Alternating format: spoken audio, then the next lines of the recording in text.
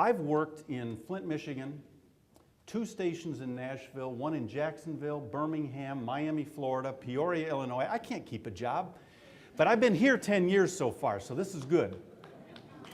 But I have, I have a pretty good working knowledge of how a television station works. And I've tried to boil it down to, maybe it's too simple here, but here's the way I see most television stations. The center of the universe at a television station is the news department. It's the biggest department. It uses generally the most capital year in, year out. It houses the biggest egos. And you know, it is the image of the station. Most television stations have the news department as the center of the universe. By the way, spoiler alert, here comes a cool slide. Then, did that myself. Thank you. I appreciate that. There's some spontaneous eruption right over there. That's great. At a normal television station, the way I've always felt about it is that all of these other departments sort of rotate around news, but they kind of keep a separate orbit, like a separate planet. They all have their own princes and princesses, and they all have their own little kingdoms, and they like to protect those kingdoms, and they try to fight with each other to make sure that everyone knows how powerful they are. Now, sometimes a department will move in and work with the news department for a little while, and they'll work on a project, and then they get the heck out of there, get back into their orbit. Sometimes other departments will get together and work on a project, but when the project's done, they want to get back into the orbit and protect their fiefdom. Well, you know, you only have about 100% energy, and if you're using 30% of it fighting amongst yourselves, it's very non-productive. There's a lot of space in there for bad things to happen. Now, I'm going to share with you the WDRB model. Kentucky Fried Chicken has the secret recipe. Coke has a secret formula. I'm going to share with you the secret sauce here. This is the thing. The center of our universe is our culture. We started out with a bad culture. We had to fix it. We did fix it. We defined what we wanted it to be. And that is the center of every decision we make. Hiring, programs we buy, news content, the way we treat our people, everything starts with the culture. It's an excellence-based culture. Why do anything less? Start with that. And then, you know, we have these 2 big departments called news and sales. They're very important. In fact, all of our other departments, including the general manager, are here to support those 2 departments. Why? Because news is our image, sales is our cash register. If either one of those fail, we all fail. So we're in support of those. But you'll notice that they interact with each other, which is unusual, and they interact with the culture, always touching the culture. News is journalism-based, sales is service-based, and then here comes another great slide, the other departments. And they're all interlaced with the culture first, but you can see they've got their arms locked together. They're all together. There's strength in that. This is a normal TV station. This is ours. Strength, because we're all banded together. I don't know if you can, I don't think you can read some of those, but you know, these are some of the things that the departments are charged with doing in a way that complements the culture. Production is charged with having the cleanest production of a news product in the market. I won't accept less than that. Promotion. We try to do promotion that is no hype. The story should stand on its own if it's sound in its journalism base. Accounting, I only ask them to be perfect. All the time. And you know accountants, they're fun, so they also get to be the life of the party. Human resources, they protect our employer of choice status. They make sure that we don't do things that are going to make employees unhappy to be there. Engineering, we want the biggest signal, we want the best picture. And programming, we want to make sure we're buying programs that are consistent with the personality of our station. So all of this is culture-based. And you know, I want to tell you something. You know, Marty talked a little bit about this book. It's money follows excellence. That's our overriding philosophy. That's how we do business. But I want to read something to you about culture that I think I can read better than I can tell you. And I can hear you breathing. Okay, this isn't too long, but it's kind of important. Long-term success is built on a dedication to high commonly held values, not on the desire to be number one. Those who have as their primary goal a desire to beat the competition or be number one tend to limit their achievements. Unless the desire to be number one is subordinate to a desire to achieve a high level of excellence driven by commonly held values, a company's accomplishments are most likely limited to being no better than those of the competition.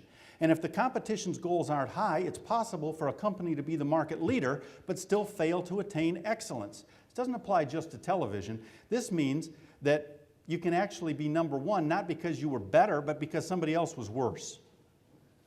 Those who have as their primary goal a desire to be number one also risk short-term success because that goal, predicated on hard work and strategy, is easily duplicated by the competition. It makes your company an easy target for another company that works just as hard or harder and has a strategy equally good or better. People can duplicate your work ethic. They can even duplicate or even surpass your strategy. What they can't do is easily duplicate your culture. And if you have the right culture, it's at the center of everything. For us, everything starts there.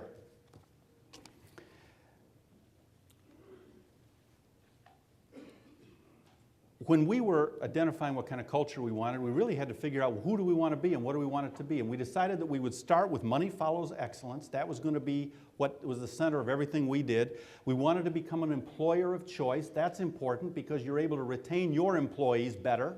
You have less turnover. And when you do have an opening, you have more people to choose from who want to work for you. You need to identify the type of people that you want to hire. And I have that in here too. We give every prospective employee a piece of paper that says what it means to work here.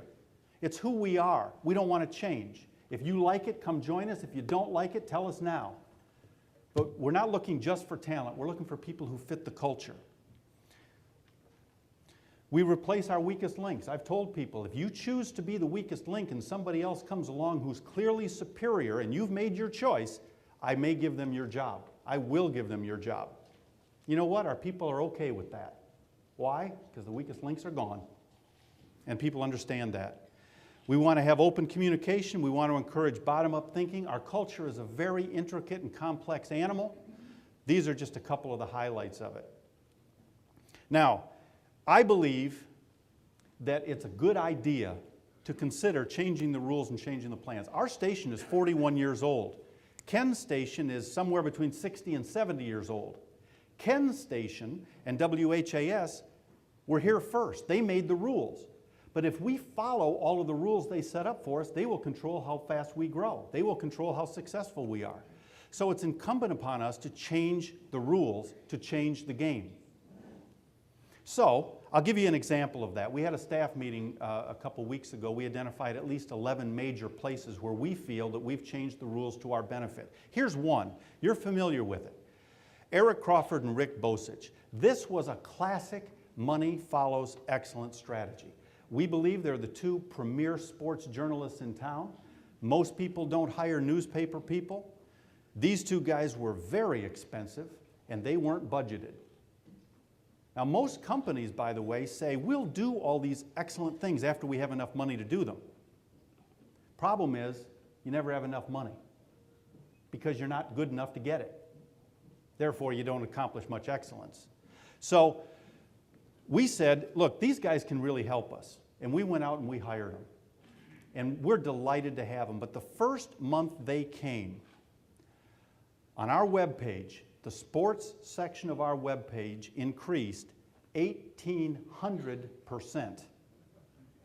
Made a big impact. We added content and authority to our sports reports and our newscasts. And we drive people back to the webpage to read the rest of the story. It was a game changer. Was it a good idea? WWL in New Orleans thought so. About a month later, they went out and hired a journalist from the Times-Picayune.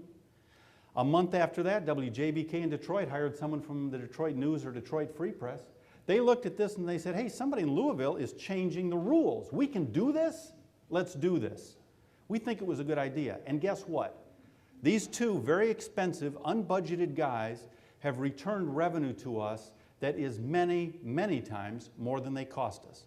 So by doing the excellent thing first, guess what? The money followed. Pretty happy about that. All right, I'm about ready to wrap up, but I want to say this.